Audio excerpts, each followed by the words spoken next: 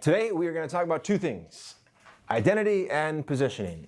And as it refers to two things. One, your listings, and two, yourselves. So when it comes to identity, what makes a listing important? What is it? What makes it identifiable? Obviously there's location, there's square footage, but we can all agree that there's more to an identity of a listing than just those things.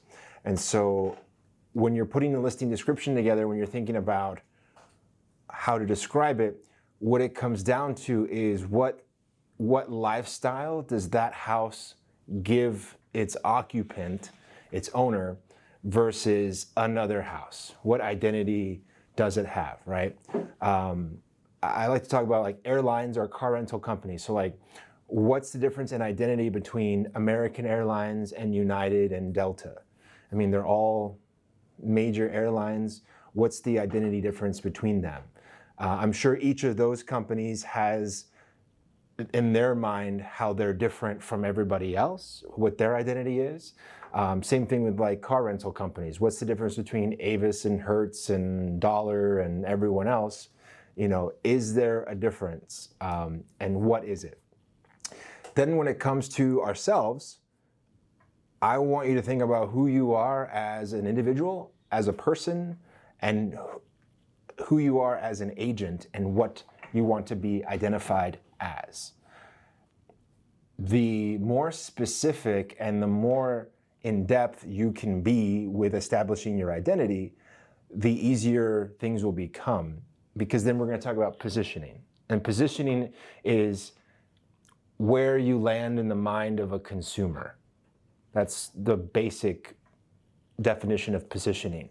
And so when you think about going back to the airline analogy, American, Delta, and United, three different identities, where do they fall in your mind? If you had to rank them, where would you rank them? Quinn? I don't fly enough, so. Okay, has anyone flown in an airplane? Yes. Okay. Okay. So which one is the top of the, which one is the best airline of the three? Delta, United, American. Delta. Okay. According to my experience. United, okay. Based on your experience, okay. What makes Delta different from United and American? Snacks. Better snacks. TV on the back of the chair. But aren't there TVs in the back of United flights and some American flights, and don't they all offer snacks? I mean, Southwest offers snacks. Okay. The most important, on time, and I get my luggage. Okay, so that's the identity of Delta to you. Is there more on time, you get your luggage, more dependable, snacks and TV. But Free internet. what is important to recognize is that different things are important to different people in different ways. And so some people choose airlines based purely on price, even if that means they have to make 2 stops to get to New York because the flight is $30 cheaper than going nonstop. They value money. Some people value duration, so I'll pay extra to go nonstop. Some people value the experience on board. You know, I'll pay extra for a larger legroom seat. I'll pay extra for a first class experience. I'll fly certain airlines because I know that they have TVs. That's important too, or free Wi-Fi, things like that. So each of these airlines has established an identity. Let me ask the reverse. Which airline do you think is the worst? Frontier. Why? I've never been on it, but I hear they're awful. I hear their reviews are awful. I hear they're even worse than Spirit. Their identity is as a poor airline. So Spirit, they're next to it. Yeah. So positioning in the mind of the consumer, your experience is going to be bad on these airlines. So therefore, to compensate for that, Never even been on one. they have to offer value in some other way. So they're usually the cheaper of the airlines. And so the people that fly these, and I would agree with Elgin, I would say that in those airlines, you kind of get what you pay for. And the people that fly those airlines are all looking at this airline because it is the cheapest option available. And so what kind of identity does that give the airline, right? So cheapest is not always the best. And so there's room for everybody. There's all the airlines are successful for the most part. They all have different things that they do that make them slightly different than others. So for me, for example, my two favorite airlines are JetBlue and Delta. I'm a Delta SkyMiles member. They treat me well. I have good experience. I like Delta Comfort Plus, first class, if I can get it. I have a great experience. JetBlue I like because I like the nonstop flights, and they're usually, I like JetBlue for shorter flights because I don't need to have a first class experience if it's like a 2-hour flight or less. And I get a good combination of experience and price. It's not the cheapest. I've flown Frontier and Southwest. I'm sorry, Frontier and Spirit. Won't do it again at any price. I personally think Spirit is, yes, you get what you pay for. However, they've also never had any accidents. So I think safety is also a part of that. Do other airlines frequently have accidents? Yes. I don't know. Spirit's never had like an A publicized accident? Well, not from the airplane itself, just from the people themselves. So this is not a scientific thing. However, if you look at videos of people getting kicked off of airplanes and getting arrested and general just unrest on an airline, every video I've seen without fail has either been a Frontier flight or a Spirit flight.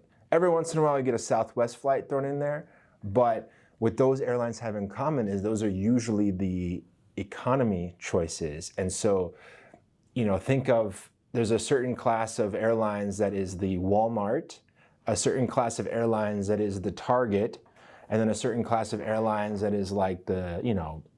Nordstrom. Yeah. That was in a grocery store. Well, just Whole Foods. department store. I'm thinking department store like Walmart. Whole Foods. I wasn't thinking, yeah, okay, we could go grocery analogy, Whole Foods. Sprouts. Okay, yeah, exactly.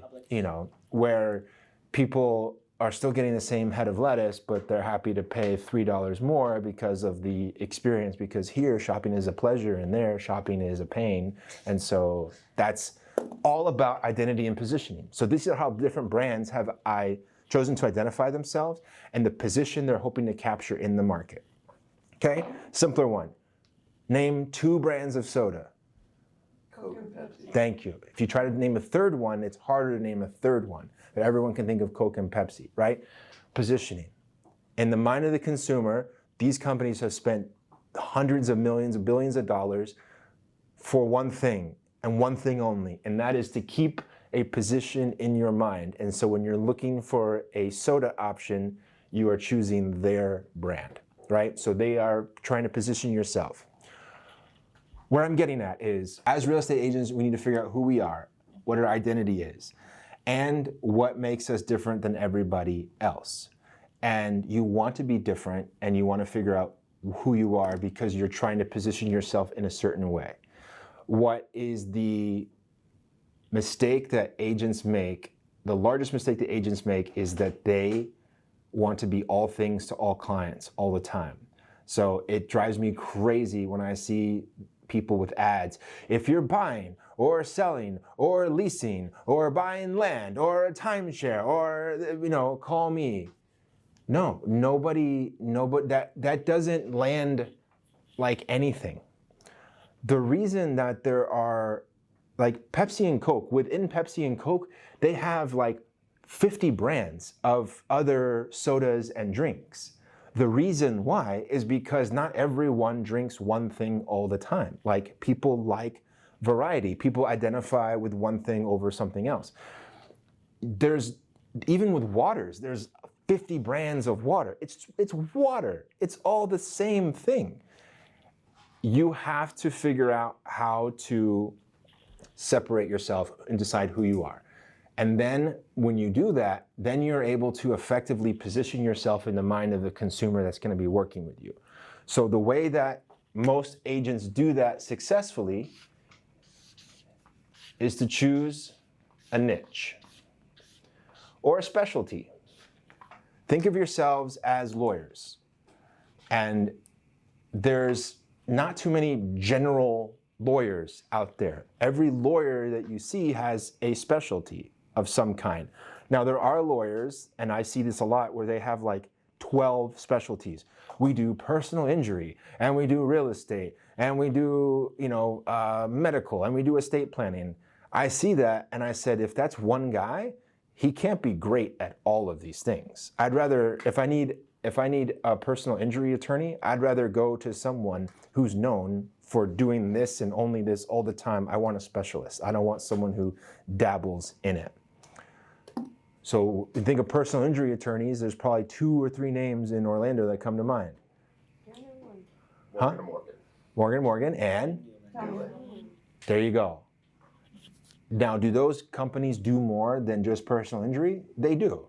But they have gotten their market share, their positioning, by having their identity as the best, biggest, baddest personal injury attorneys. I mean, you can't go to a city in this country without seeing a Morgan & Morgan office.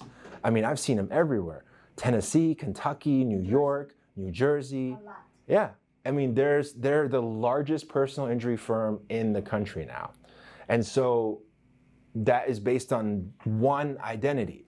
Now, are there people that need attorneys that didn't go to them? Yes. Did they have to turn away business because it wasn't personal injury? Yeah. Did they lose opportunities? Sure. But I think everyone would agree that if you're the biggest, baddest law firm in the country, that's worth it. You have to sacrifice somewhere. If they tried to take everything that came their way and was trying to be all things to all people, they would be stuck. They wouldn't be known for anything. And so who are you? How do you want people to think of you?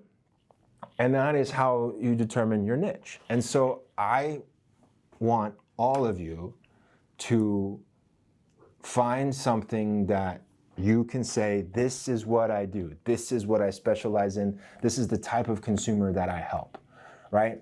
So another way of doing this after you figure out who you are is, who do you want to help? Who is your target consumer? Is it buyers? Okay, what type of buyer? Young buyer, old buyer. By the way, that's not discriminatory to have a target audience. You're not saying that you're not going to work with young. You're just saying that your target market is this group. Old, young. Is it a certain area of town? Is it a certain kind of buyer? Is it a VA? Is it a first time? Is it a move up? Is it a second home? These are all specialties. The most successful agents you see either do one of two things. Either they spend tens of thousands of dollars in advertising, trying to just getting as many leads as they can, or they've decided to specialize and be known for a certain thing. So what do you want to be known for? How do you separate yourself from the crowd? Because again, there are 20,000 of us that are like, buy, sell, lease with me. Well, what makes that person special? But if you say, hey, I am the VA buyer specialist. I'm the best at this. When people are searching VA homes and all of your content and all of your marketing and everything you do is VA homes, they're gonna go, that's the agent that I want. I want the one who specializes in helping people just like me. That's how you get to build a brand, and how you build loyalty is people can identify with you. If you are plain Jane generic, nobody can identify with you. So that is the whole game, is how can you get people to identify with you? Because people want to do business with people that are like them, that identify with them in some way. Maybe it's Spanish speaking.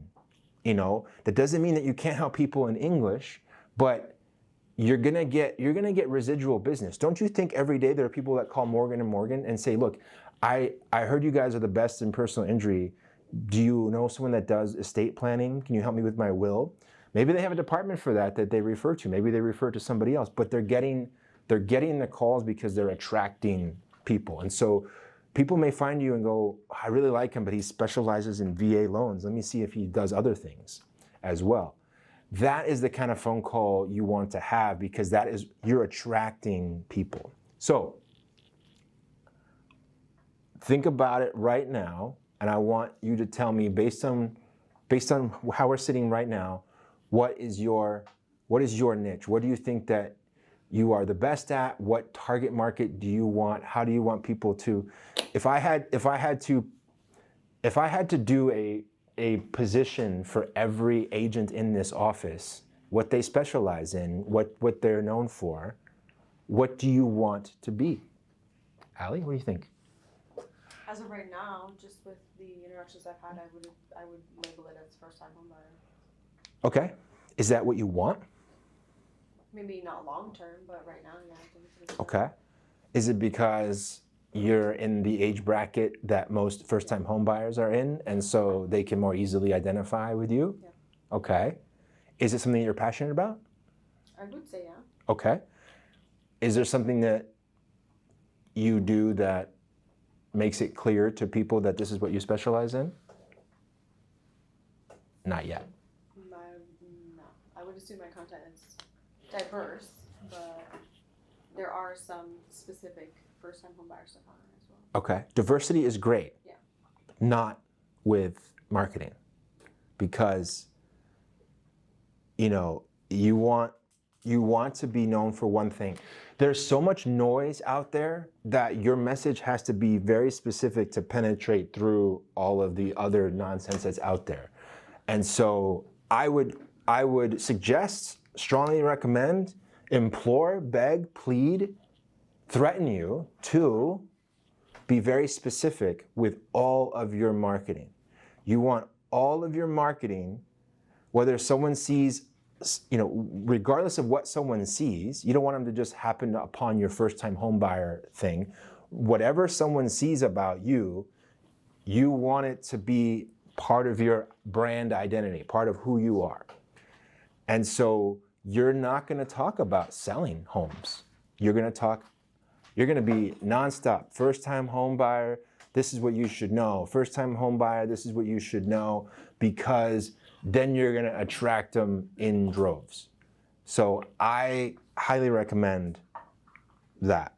Would you say, because diversity I think is still good, would you say like 90-10? Like 90% of the content is based on one thing, but you don't want to be only posting the one thing? Or you're saying don't post the other things at all? I think that if someone sees the 10% video first, they're not gonna it's not gonna resonate. It's not gonna hit with them. So the danger, the fear is that, oh my God, someone wants to sell their house and they see my page, they're not gonna call me. That's not what you're gonna worry about. Well, not necessarily. People, yeah, I mean, not you personally, but right now, no one's phone is ringing off the hook. No one is like so busy that they can't handle it. You want to get to the point where you can get that busy, and you can only get that busy if you're known for something. Like the Cheesecake Factory is not known. I mean, they're known for cheesecake, but their menu is so large, like they're not known for like one thing. Like they're known for having a big menu. So if you have 17 people and you need to go somewhere for dinner, the menu is large enough that everyone should be able to find something. But that's different than a Mexican restaurant that just serves Mexican food. You can't go in there and say, do you have spaghetti? Because they'll go, no, that's not who we are. That's not what we do. Like, they're not gonna put spaghetti on the menu because one person came in and asked for it. And so the fear of alienation is real. You are going to alienate some people. However, the magnetism of attraction is going to be equally strong because people will know who you are, what you stand for, your personality will come out, things like that. That's where the connection happens. The connection happens with being able to identify with somebody.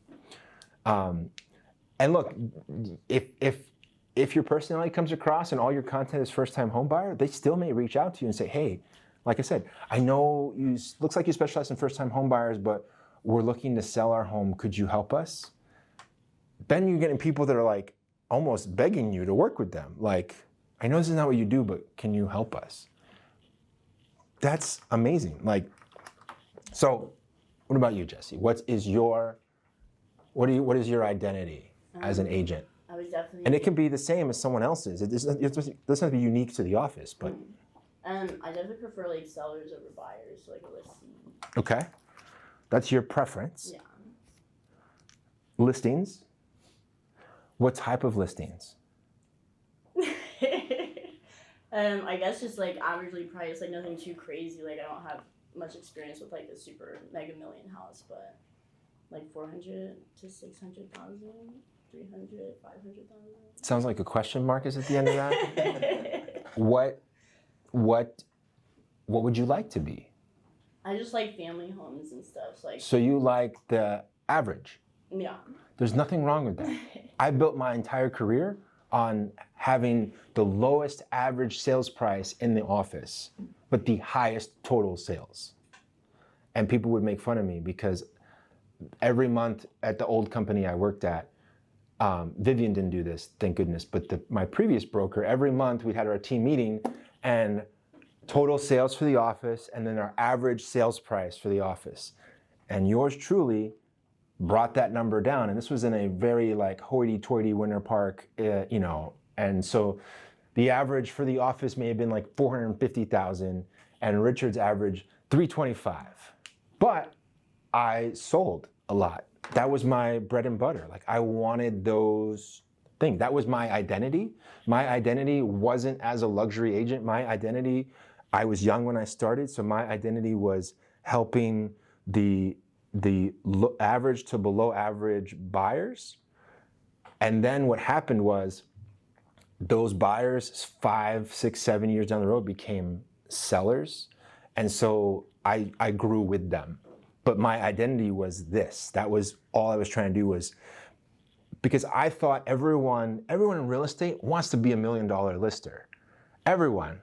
So I saw an opportunity in an underserved market to go average or below average because there's not as many people that are targeting those. And I felt like those people needed help more or just as much as these people.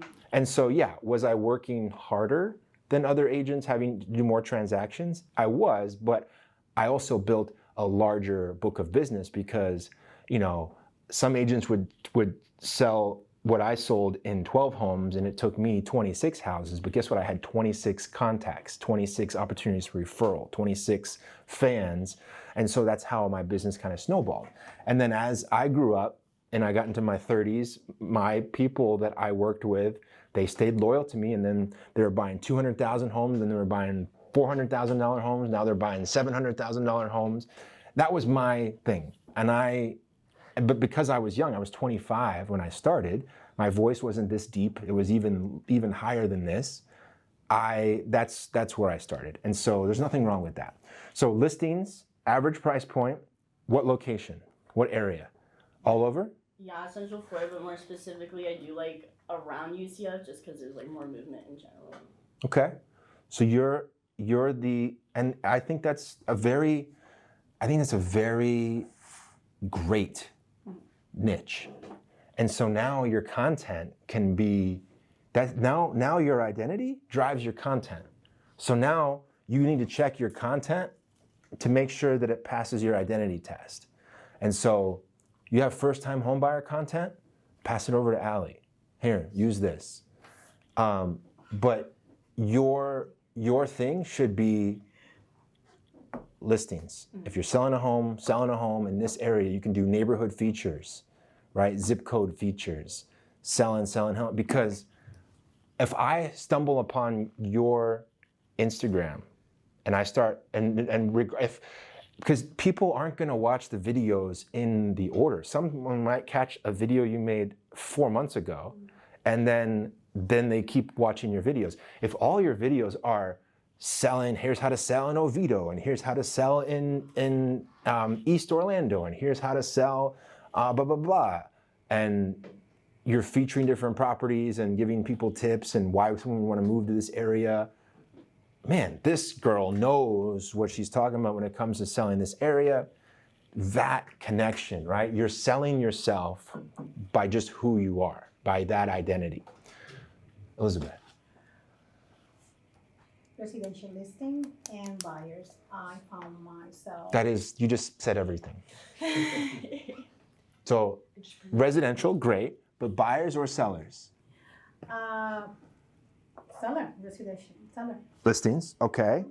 listing, What type of listings? residential. What type of residential listings? Certain area of Yes. town? My farming area so far is So Claremont? Mineola, Kindergarten, Claremont? Portland, South Central Florida, especially in Lake County. Okay, so Claremont, Mineola, Winter Garden, Groveland, that section. Yeah. Okay, Special. west side. Right, okay. So same as I told Jesse, all of your content should be about selling your home in this area. Again, neighborhood features, why would someone want to live in Mineola versus Winter Garden, right? Why would someone want to live in Claremont versus Groveland? Those kinds of things, like all of your content should be about that, right? And the reason I say bias is because most of my clients are relocating. Like they are selling in one place and they are buying in another Mm-hmm. But what do you want to be known for? listing agent. Okay, Would that be considered second homes? the listings? Her specialty would be like second homes because helping buyers move and then selling. So it would be that. No, I don't think that's what she was saying. I think they're just Relocating. moving into the area. Okay. So Relocating into. that's what your clientele has been so far. Listing. That doesn't mean that that's what you're limited to. No, I'm not. So obviously, I'm not telling anyone here that you can only work with these people and you're not allowed to work with anybody else. So if Jessie gets a buyer, she doesn't have to turn it over to Allie. Like, she's allowed to work with buyers. What I'm saying is, I promise you, because here's what's fascinating, and this is something that I started about 9 months ago. I created a new Instagram profile called Real Estate Professor. And I follow I did it a brand new one, and I did it just to follow 200 agents that I'm interested in recruiting for this office, that I felt were a good fit for this office. And after I looked at their social media, I realized I don't like some of these agents, right? Because they're not who we are. Maybe they're a little too egotistical. Maybe they, some of them come off a little douchey, and I don't like them. But I got to know them because of who they're representing themselves to be. What I saw over 80% of the time is the same generic bull on every single agent's thing. Just listed, look at me. Just sold, look at me. Some of them are pending. In fact, I could show you 9 profiles that you would swear are the same woman, but they're not. But they have the same exact style, presentation, everything. There's nothing about it that is special. Now, that is, I'm not judging them for it because everyone falls into that trap. But I'm telling you this, I learned this education having looked at all of these profiles, and I know that specialty is what wins. Specialty is what people, will look at. Quinn. Listings. Yes. What type? I wanted to say high-end, million plus, but I'll say 700 and up. Why? I'm a pricing expert. I know how to price homes. And homes that are higher priced are more difficult to price. therefore Obviously. require more expertise. They're more complex. Nothing wrong with that. Yeah. Just because I use it as an example doesn't mean that, I didn't mean like, oh. Yeah. But here's the thing. You, out of everyone in this room, you've got the layup of all layups when it comes to identity. Not only do you have a freaking cool last name, right? Holmes. Yeah. Yeah. But you're also an appraiser. And so your identity, I'm telling you, if every single post you make doesn't include the word appraiser in it, you're completely missing the opportunity here. And again, top of mind, like when someone thinks about high dollar, everyone's fear is leaving money on the table. Yeah. All sellers feel this way. Higher dollar clients have more to lose. And so they have a slightly greater fear because there's a big difference between 1.2 and 1.6 million dollars. Now, when you're poor, 1.2 and 1.6 sound like the same thing. But, $400,000, like that's one of Jesse's houses. That's two of Jesse's houses. And so, I'm just picking on you. I'm the same way. I think that's brilliant. Is high dollar listings, especially ones that would be difficult to value. Yeah. Unicorns, right? If you could be, not to say that you should be the unicorn realtor, because that just sounds funny, but you'll get all kinds of DMs. Iron Man. Oh my Yeah, goodness. Iron Man. But that's a problem. That's a niche right there, is high dollar appraising, appraising high dollar listings.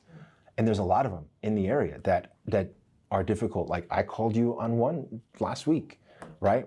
There's all kinds of those. And so I think high dollar listings, again, as an appraiser, you can help them with valuation up front, and then you can help defend appraisals in the back end. It's like you're a superhero when it comes to real estate. And so I'm jealous. I'm honestly I wish I had that skill set. And so I'm going to be really hard on you, because if you're not just exploiting the hell out of that, you're missing a huge opportunity. E? Exploit yourself, man. What about you? What is your specialty? Our specialty at ACE, it's in the name, action, commitment, and excellence. And what we do is we go ahead and hold as a concierge service to every client and every agent through the process like no other mortgage company does. So if you want that level of hand-holding, how do I pick the right product? How do I pick the right rate? Yeah. That's what we do. Yeah. And when we take our time to explain all that, that's how we identify ourselves. Yeah. Notice he didn't say cheapest. Now, that doesn't mean he's the most expensive, but mortgage companies, like real estate agents, like water, like gas stations, are seen as commodities a lot of times. Why I love him, why everyone that works with him loves him, is because, again, the service. He has a system, he communicates, he gives options, those kinds of things is what he's known for. And so people want that experience. Is he always going to be the best on price? No, but with his range of options, he can usually get pretty darn close, and he has the flexibility to do that. But that's not why people go to him. That's not what he's known for. It's not cheapomortgages.com. That's not his thing. So, yeah. And he is successful because, again, he knows who he is, he knows his identity, he knows what he's not. He'll be the first to tell you when he can't serve someone, and he can't, if he can't beat someone's price on something, he says, I can't beat that. You should go with that. That he understands that he's not going to be able to serve everybody. He's going to have to turn some people away. So I also think, in my mind, and everyone's opinion of him at this table is going to be different, and we're all going to be right. But in my mind, if I hand someone off to Elgin's team, I don't have to think about it again. So as an agent, I hand them off, and I know they're going to be followed up with, they're going to be served, they're going to be given options, and I don't have to do any work. I don't have to think about it. mortgage question, talk to Elgin. I also know the other position he has, identity-wise, is if he can't do it, nobody can. So if you have someone who's been turned down before or someone who has a difficult loan, he can figure it out. He's the one that you want to take your problem children to because he can sort it out or very quickly tell you that he can't do it. So again, there's a ton of money to be made in solving people's problems. That's what we do, right? So it's not all about the easy layups. It's about being known for solving people's issues. So anyway, in conclusion, oh, let me ask you this. This is fun. What's my niche? How would you, if you had to describe me to someone as, what would you say is my identity? What's my niche? Real estate mentor. Okay. Professor. Yeah, I'll give you professor. I'd say listing expert as well, because your take when you showed us how you look at a listing, how you would position the pictures, how you would describe it. You're not ChatGPT like everyone else. You know how to put your flavor, not just in the pictures, but even in the description. Yeah. Because you've been doing it, that you have your own taste. You even know not to describe something as a certain thing, like you did with that one listing that was with the in-law suite that wasn't an in-law suite. Right. Right? You were able to grab that and completely make it look 100 times better, quite frankly. Thank you. That's why I listed it as broad real estate. Because all things real estate, you and the person did. Thank you. I appreciate that, and that makes me feel good because that means that I'm purposefully trying to position myself daily as two things. One, real estate professor, right? So mentor, professor, like, it was a job that I had, so it's easy for me to identify as that because I did it. And then I like to, so when you hear the word real estate professor, okay, this means this is someone that knows what they're doing, that I can ask questions, that likes to teach. That's me. And then the fourth thing is if I had a specialty within real estate itself, it would be listings. And that's exactly how I position myself as a listing expert. I happen to enjoy these things. So I'm good at them, I enjoy them. Now, do I work with buyers? Sure. I have, tenants, landlords, sure. But it's not what I'm known for. And so when you look at, the name of my page, Real Estate Professor, okay, you already kind of know which way we're going. And then all of my content is about, teaching you tidbits of real estate. And so when you come to my page and you're not getting Richard's barbecue recipe, Richard's real estate, Richard's vacation photo, some of that will be mixed in, but it's so that people can know who I am as a person, because I don't want to just be a real estate robot. So you have to mix in some of your personality, but it's very clear from my content who I am, what I do, and what I'm not. And so that's what I want all of you to do, and don't be afraid of it. I promise you, you're gonna have success, because then your brand, everything you do, needs to be also, you need to start putting yourself out there in the form of video. So YouTube, Instagram, Facebook, the TikToks, whatever China's, using now these days to get our information. American.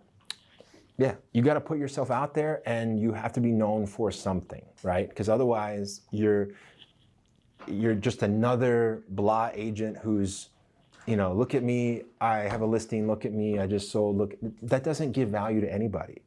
Yes, is it good to have those every once in a while? Sure, but nobody looks at those things the way that we think they look at those things. And everybody's doing it, and so if everybody's doing it, then it doesn't really mean much. So anyway, that's it for today, but I really want you guys to pick a specialty. And here's the thing, it can change. You're not married to this forever, but you need to dedicate at least 6 months of your real estate career to making yourself a specialist. So maybe you change the name of your Facebook, or maybe you change the name of your profile so that it's, first time home buyer, expert, something like that, so that when someone, even just with the name, someone goes, oh, okay, and then they can see where you are. There's so many agents that I've seen that have had extreme success with this as their resume. Because here's the other thing. How confusing would it be if my real estate professor page, look, I'm also a wine expert. I'm also used to be a DJ. I also have interests in all these other things that I can talk about. But if I start talking about all these different topics on this one page, people are gonna go, he's a nice guy, but like, no one's gonna identify with me enough to want to use me. So it's okay to have that specialty, because again, think about this, positioning. We only have space for a couple of brands in our head. And so you cannot afford an opportunity to be too general. Did anyone have a general studies major in college? Okay, well, when I meet someone who is a general studies major, I think to myself, oh, you wasted your college on like nothing, but you hear someone that has a specialty and they go, oh, okay, this is what you are, this is your identity, this is your specialty. And so, again, this is what you should do. I want to see this content from all of you. I just printed 50 ideas. Excellent. Thank you. Vanessa?